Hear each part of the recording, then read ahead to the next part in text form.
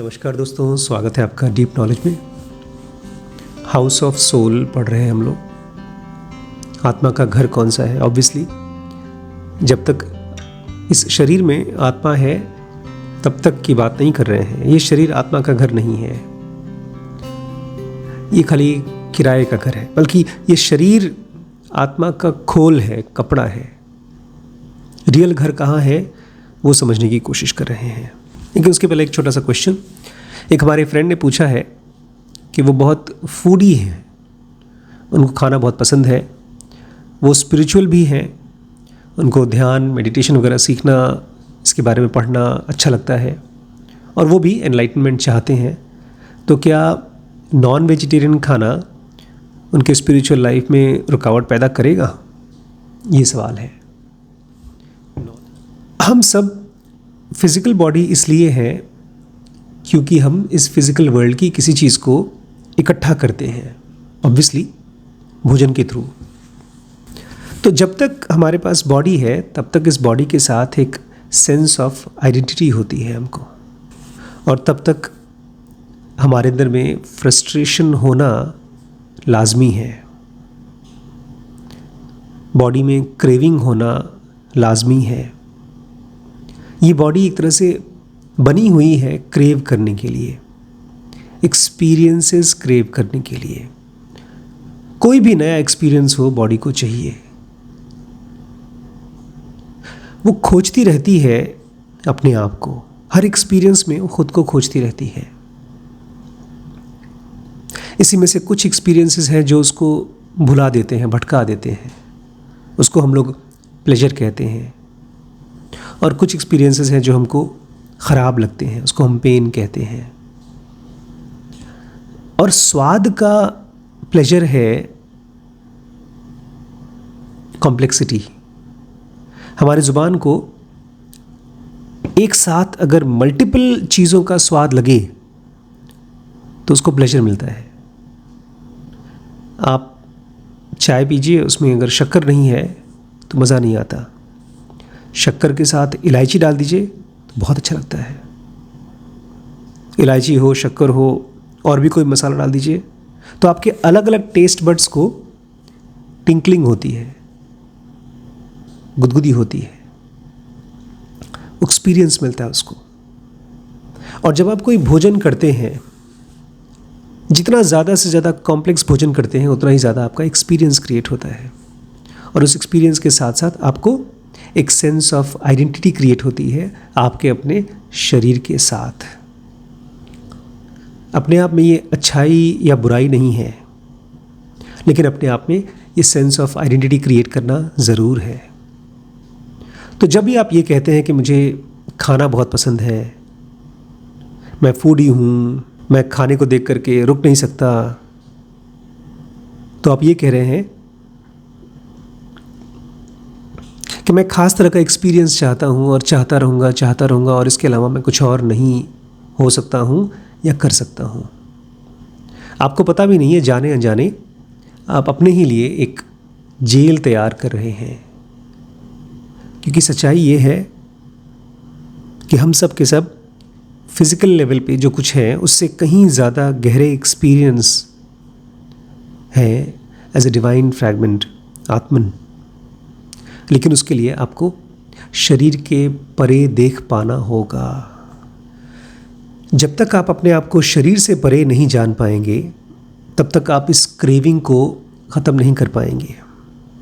पेट की और एक्सपीरियंसेस की जो क्रेविंग होती है, स्वाद की जो क्रेविंग होती है, वो ऐसी आग है कि उसमें जितना घी डालिए उतना ही बढ़ता है, ख़त्म नहीं होता। ये उल्टी आग है। इनफैक्ट सारी आग ऐसी ही है, उसमें जितना घी डालेंगे उतना ही बढ़ता जाएगा। स्वाद का पानी क्या है? अगर आप सचमुच में इस बॉडी से फ्री होना चाहते हैं और जानना चाहते हैं आप क्या हैं, रियलिटी में क्या है, तो आपको धीरे धीरे अपने टेस्ट बड से फ्री होना पड़ेगा। खाइए सब कुछ, जैसे मैं अभी ज़ेनोगा एडवांस में बता रहा था बच्चों को, जो मन करे वो खाओ, लेकिन अपने आप को ये मत कहो कि इसको खाए बिना मैं जी नहीं सकता हूँ। क्योंकि धीरे धीरे जैसे जैसे आप स्पिरिचुअल रास्ते पे आगे बढ़ेंगे, आप देखेंगे लाइफ के पास इससे भी ज़्यादा स्ट्रॉन्ग हुक्स हैं। अभी तो ये भोजन है और इस पे आपकी जीभ उसको एंजॉय करती है, लेकिन बहुत बार ऐसा होता है कि आप बहुत बीमार होते हैं, आप बहुत दुखी होते हैं, तब कोई भोजन नहीं अच्छा लगता। अच्छे से अच्छा, स्वादिष्ट से स्वादिष्ट भोजन भी अच्छा नहीं लगता, लेकिन फिर भी कुछ न कुछ तो अच्छा लगता है। किसी का प्यार या कोई ऐसी चीज़ जो हमको सिक्योर, सेफ फील कराए। इस दुनिया में अभी भी फिजिकल वर्ल्ड के पास, माया के पास हमको पकड़ के रखने के लिए बहुत से हुक हैं, और ये तो बहुत छोटा सा हुक है। खाना एक बहुत छोटा सा लेकिन एक बहुत स्ट्रॉन्ग हुक है। इसलिए खाने को खाइए, लेकिन सेंसिटिविटी के साथ। मैं पर्सनली नॉन वेजिटेरियन नहीं खाता हूँ, कोई नियम नहीं बनाया है, लेकिन मुझे पसंद नहीं है। ना तो उसका स्वाद, हो सकता है बहुत टेस्टी लगता हो बहुतों को, लेकिन मेरे लिए किसी भी भोजन का दो स्वाद है। एक तो उसको ज़ुबान में कैसा स्वाद होता है, और उसके बारे में मैं कैसा महसूस करता हूँ, मेंटली कैसा महसूस करता हूँ। मुझे याद है बचपन में मेरी क्लास 5th या 6th में था, तो मेरे पेरेंट्स मुझे, हमारी एक ट्यूशन टीचर थी, सरदार अंकल थे और उनकी वाइफ थी, उनके यहाँ छोड़ दिया था करीब 3-4-5 दिन के लिए।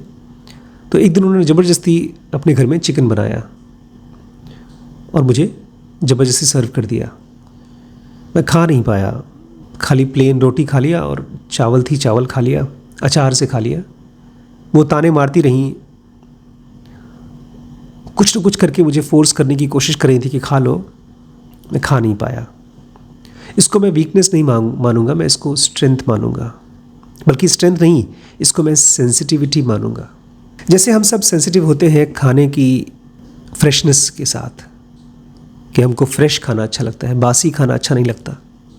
वो हमारी ज़ुबान बताती है, हमारा मन बताता है। ऐसे ही मैं सेंसिटिव हूँ उस भोजन के लिए।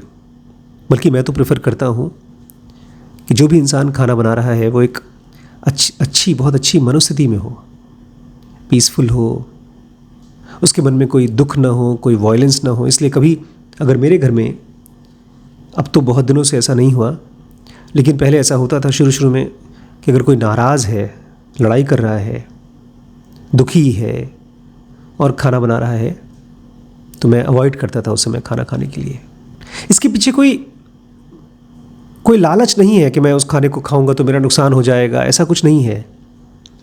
लेकिन जब आप किसी चीज़ को सेंस करते हो, जैसे आप सब्जी खाने की कोशिश करें और सब्जी को देख रहे हो कि वो बासी है, उसमें से बदबू आ रही है, तो बदबू ही आपको दूर कर देती है उस भोजन से। बॉडी को पता होता है, लेकिन धीरे धीरे हम लोग एक्सपीरियंसेस के चक्कर में अपनी सेंसिटिविटी को ख़त्म करते जाते हैं, और सारा का सारा स्पिरिचुअल खेल, सारा का सारा स्पिरिचुअल एंडेवर सेंसिटिविटी को बढ़ाने का काम है। अभी तो आपकी आंखें, कान जो कुछ भी देख सुन सकते हैं वो देखते सुनते हैं, लेकिन धीरे धीरे इसकी कैपेसिटी बहुत बढ़ जाती है, दूर दूर तक चली जाती है, और धीरे धीरे समय के बियॉन्ड चली जाती है, काल से परे चली जाती है। यही तो हम लोग पढ़ रहे थे कल, creation of, beginning of creation में। आपको कुछ याद है कल क्या पढ़ा था? कल मैंने जिक्र किया था किस तरह से फिजिकल वर्ल्ड में, मॉलिक्यूलर इलेक्ट्रॉनिक वर्ल्ड में, मतलब हमारे भूह सुवह में जिस तरह से 3 फोर्सेस हैं, रजस, तमस और सत्व, मतलब इंटेलिजेंस, इमोशन और इनर्शिया। इन तीनों को बहुत डिटेल्ड में समझने के लिए आपको जेनोगा बेसिक कोर्स की वीडियोस को बहुत अच्छे से देखना होगा। इंटेलिजेंस होता है इस दुनिया को, फोर्सेस को, एनर्जीज को जान पाना, लाइफ को जान पाना, हर चीज़ को जानने को बोलते हैं इंटेलिजेंस। इसको सत्वगुण बोलते हैं। फीलिंग को, इमोशन को हम लोग कहते हैं रजस गुण, और लास्ट में तमस गुण है, अंधेरे का गुण। ये भी इसी दुनिया का पार्ट है। और इसी का काउंटर पार्ट है क्रिएशन में। क्रिएशन जहाँ पर आत्मा शुरू में सापेक्ष रूप लेती है, एकदम शुरू में तो रहती है दिखने वाली नहीं, निरपेक्ष, उसका कोई रूप नहीं होता। उसको हम कहते हैं सत्यम, एकदम शुरुआत की स्टेज। उसके बाद की स्टेज आती है तपह, और तपह के आखिरी में 3 अलग अलग डिवाइन चीज़ें निकलती हैं। चीज़ें कहना गलत है, डिवाइन फोर्सेस कह सकते हैं आप उनको, बल्कि मैं प्रेफर करूँगा डिवाइन प्रिंसिपल्स बोलना, सिद्धांत बोलना, क्योंकि वो बहुत इंटेलिजेंट है। जो हमारे फिजिकल वर्ल्ड की फोर्सेस है, बिजली है, ग्रेविटी है, ये सब इतनी स्ट्रॉन्ग फोर्सेस हैं, लेकिन फिर भी ये इनको पता नहीं चलता कि डिस्ट्रक्ट कर रही हैं या कंस्ट्रक्ट कर रही हैं, ये कुछ बना रही हैं कि बिगाड़ रही हैं, इनको पता नहीं चलता। लेकिन क्रिएशन में ये फोर्सेस हमेशा इंटेलिजेंट होती हैं, इसलिए इनका नाम हमको प्रिंसिपल्स रखना चाहिए, सिद्धांत रखना चाहिए। इन तीनों का नाम है डिविनिटी, कॉस्मिक कॉन्शियसनेस और डिवाइन विल। ये हमने कल पढ़ा था, और फिर आगे पढ़ा था किस तरह से ये तीनों अलग अलग 6 रेज बन जाती हैं आगे बढ़ के, क्योंकि इनको जब एग्जिस्टेंस में आएंगी तब अपना काम करना है। ये आसमान, तारे, ब्रह्मांड, धरती, समंदर, पहाड़, नदियाँ, ये सब बनाने के लिए यही फोर्सेस काम करती हैं, यही प्रिंसिपल्स काम करती हैं। तो इनके एक पॉजिटिव रे बनती है, किरण बनती है, और एक नेगेटिव किरण बनती है। डिविनिटी बनाती है एक कंस्ट्रक्टिव रे और एक डिस्ट्रक्टिव रे, जिसमें चीज़ों को बनना और चीज़ों को बिगड़ना। जैसे मैंने आपसे कल कहा था ना कि ये भू भुआ सुआ हमारे डिवाइन फ्रैगमेंट के लिए एक ड्राइंग की कॉपी है, और उसमें डिवाइन फ्रैगमेंट अपनी कलाकारियाँ करता है, बनाता है, फिर बिगाड़ता है, फिर बनाता है। और इसको बनाने बिगाड़ने में कॉस्मिक कॉन्शियसनेस की जब रे यहाँ पहुँचती है तो 2 रे बन जाती है, 2 किरणें बन जाती हैं, एक विजडम की किरण और एक इग्नोरेंस की किरण। जी हाँ, एक समझदारी और एक मूर्खता, अज्ञानता। ये डिवाइन प्लान है, सब कुछ डिवाइन प्लान है। और तीसरी है the ray of divine will. ये बनती है एक पॉसिबिलिटी की रे और एक इम्पॉसिबिलिटी की रे। इनको आगे चल के हम और डिटेल में पढ़ेंगे, लेकिन इनसे भी ज़्यादा इंटरेस्टिंग है न्यूट्रल रे। एक वो रे जो सत्यम से निकल के आती है, परम से निकल के आती है, और ये वही रे है जिसको कृष्ण कहते हैं मैं पैदा होता हूँ। समय समय पर जब धर्म की हानि होती है, जब इस दुनिया में डिस्ट्रक्शन बढ़ता है, तब मैं पैदा होता हूँ और संतों को, साधुओं को, तपस्वियों को बचाता हूँ, और जो भी असुर हैं, जो भी गलत हैं, उनको डिस्ट्रॉय करता हूँ और धर्म को फिर से इस्टेब्लिश करता हूँ। लेकिन ये रे इससे ज़्यादा गहरी बात है। ये 7वीं रे अपने आप 24 घंटे नहीं एक्टिवेटेड होती है, ये तभी एक्टिवेटेड होती है जब बहुत ज़रूरी होती है, और ख़ास तौर से उनके लिए एक्टिवेट होती है जो लोग चाहते हैं डिवाइन इंटरवेंशन, जो कहते हैं कि अगर ईश्वर तुम्हारे साथ है तो सब कुछ हो सकता है। लेकिन ये बात कहना कि अगर भगवान तुम्हारे साथ है तो सब कुछ हो सकता है, ये थोड़ी सी बेतुकी होती है, क्योंकि ये अपने आप में एक बहुत गहरी साधना है जिसमें आप ये महसूस करते हैं कि भगवान या ईश्वर आपके पास हैं, आपके साथ हैं। ये 7 रेज निकलती हैं और पूरी डिवाइन होलनेस को भर देती हैं, और चारों तरफ जहाँ जहाँ जा सकती हैं वहाँ पर ऐसे चलती हैं जैसे आपके शरीर में नसें पल्सेट करती हैं, टप टप टप टप। नहीं, अपने हाथों में जब डॉक्टर्स उसकी नस पकड़ते हैं और फील करते हैं, अपनी धड़कन को आप महसूस करते हैं, तो उसको पल्सेशन कहा जाता है। और इस समय भी ये 7 रेज सत्यम से और तपह से निकल कर आसपास जहाँ जहाँ भी दूर दूर तक हम इमेजिन कर सकते हैं वहाँ जाती हैं, पल्सेट करती रहती हैं। और ऐसा करते समय ये आपस में ही एक दूसरे के साथ मिंगल करती हैं, रीमिंगल करती हैं, उलझती हैं और उलझती हैं, क्रॉस करती हैं एक दूसरे को।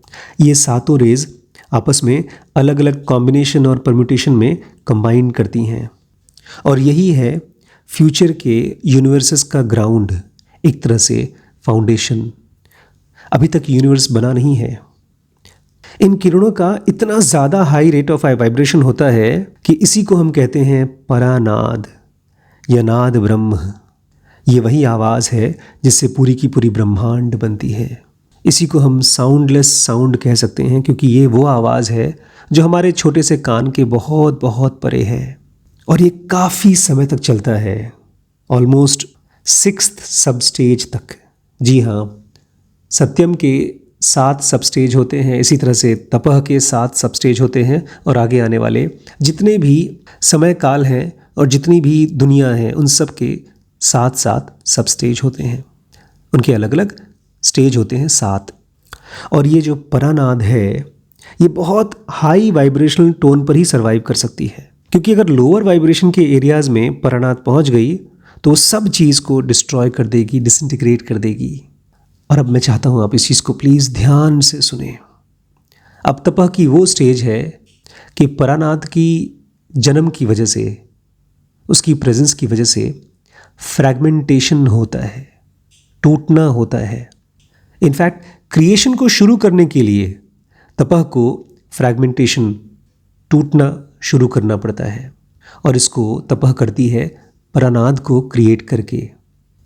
परानाद तपह को तोड़ती है, अनगिनत फ्रैगमेंटेशंस में, टुकड़ों में तोड़ती है। और ये टुकड़े 4 टाइप के होते हैं, कहना चाहिए 4 साइजेस के होते हैं। और यही हैं सबसे पहले 4 टाइप के डिवाइन फ्रैगमेंट्स, या तो सेलेस्टियल ह्यूमैनिटीज़। और यहीं से हम और आप कह सकते हैं हमारी आत्मा ने जन्म लिया। ये 7 किरणें, सत्यम, जनः, फ्रैगमेंटेशन, क्या सचमुच में है या केवल कहानियाँ हैं? ये सब चीज़ें आपकी सेंसिटिविटी से निकल के आएंगी जब आप महसूस करते हैं। महसूस करने की कोशिश नहीं करते, असल में महसूस करते हैं। और जिन लोगों ने भी अपने आप के अंदर में इतनी गहरी दुनिया को एक्सपीरियंस किया है, जिसको हम पढ़ रहे हैं, उन्होंने फिर छोड़ दिया। उनके लिए ये दुनिया बेस्वाद नहीं, इल्यूजन हो गई, झूठ हो गई। जैसे हमारे लिए बहुत अच्छे से अच्छा स्वप्न भी उठने के बाद शून्य हो जाता है, उसमें कोई स्वाद नहीं रह जाता। अभी तो हम अपने आप को जानते ही नहीं, अभी तो केवल हम स्वाद को जानते हैं। आंखों से देखे हुए स्वाद, जीभ के स्वाद। और ये भी स्वाद ऐसे हैं जो बहुत जल्दी खत्म हो जाते हैं, और अगली बार उसको और चाहिए होता है, कुछ और भड़कीला, कुछ और मसालेदार। सेल्फ तब तक नहीं मिलेगा जब तक आप पीसफुल नहीं होते हैं, शांत नहीं होते हैं। सत्य को जानने की सबसे प्राइमरी कंडीशन है माइंड का एक्सट्रीम पीस। इसलिए जब आप कहते हैं कि मुझे ये भोजन बहुत पसंद है, या कोई और चीज़ है ऐसी जिसकी बिना आप जी नहीं सकते हैं, तो आप ये कह रहे हैं कि आप अभी भी डिस्टर्बेंस को ही प्रेफरेंस कर रहे हैं। क्योंकि जितना आप किसी चीज़ के एडिक्ट होते जाते हैं, उतना ही आप अपने आप को और डिस्टर्ब्ड बनाते जाते हैं। क्योंकि आज नहीं तो कल वो चीज़ आपसे छिन जाएगी। वो सम्मान नहीं छिनेगा तो भी उसको एक्सपीरियंस करने वाला शरीर कमज़ोर होगा और वो छिनेगा। और जब शरीर जाएगा तब तो आपके पास कुछ बचा ही नहीं। वो जो आपका भोजन का, देखा नहीं कैसे जो जिनकी उम्र बहुत बढ़ जाती है वो लोग मिस करते हैं, भोजन को मिस करते हैं, वो खा नहीं पाते। किसी को डायबिटीज़ हो जाती है, दांत टूट जाते हैं। मुझे याद है नाना जी के दांत टूट गए थे तो मम्मी उनको नमकीन मिक्सी में पीस पीस कर खिलाया करती थी। तो शरीर छूट के जाएगा, लेकिन अगर इस शरीर के रहते हमने शरीर के बियॉन्ड अपने आप को जान लिया तो इस शरीर का सही पर्पस फुलफिल हो गया। नहीं तो कहा जाता है आपने एक बहुत बड़ी अपॉर्चुनिटी खो दी। जो मैं बता रहा हूँ ये सब कुछ एक्सपीरियंस किया जा सकता है, लेकिन पहले थियरी समझना होगा, उसके बाद आप प्रैक्टिसेस में जाएंगे। अभी बहुत जल्दी हम लोग जनोग एडवांस में वो एडवांस्ड मेडिटेशन प्रैक्टिसेस सीखेंगे जो आपको अपने डिवाइन फ्रैगमेंट का अनुभव करा सकता है। तो आपका स्वागत है डीप नॉलेज के कोर्सेज में। और जैसे मैंने आपसे कहा था पहले और फिर से कह रहा हूँ, फीस की चिंता मत करिए। आपका जो बजट है उसके अंदर ही आप ज्वाइन कर सकते हैं। ढेर सारे कोर्सेज हैं, सारे कोर्सेज में आप अपना बजट डिसाइड करिए और कोर्स स्टार्ट करिए। WBX की एक नई सीरीज आई है, बहुत ही पावरफुल सीरीज है। आज ही इस नंबर पे व्हाट्सएप पे कांटेक्ट करिए और ज्वाइन करिए। ठीक है, थैंक यू। ज़ेनोवेले बनाने में हमारी मदद करिए, सपोर्ट करिए।